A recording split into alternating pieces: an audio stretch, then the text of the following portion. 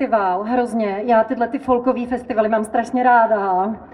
Vůbec folkový věci, různý ty kraje, jak se nosej a tyhle ty. A já jsem si tak řekla, že bych slavnostně tady pro vás speciálně složila tu lidovou písničku folkovou. Tak jsem ji složila, chcete ji slyšet? Ano! To je málo. Ano! A já teď vyzkouším, jestli fakt chcete slyšet hodně. Chcete, abych ukázala prsa? Jo, tak to je méně než ta písnička, to je skvělý. Takže vybereme písničku. Tak jsem složila. V Mikulově dala jsem si víno. Bylo to víno pálavský, přibrala jsem kilo. Tak jo, děcka, to byla speciálně pro vás a teď už přijďte rytíře. Ahoj!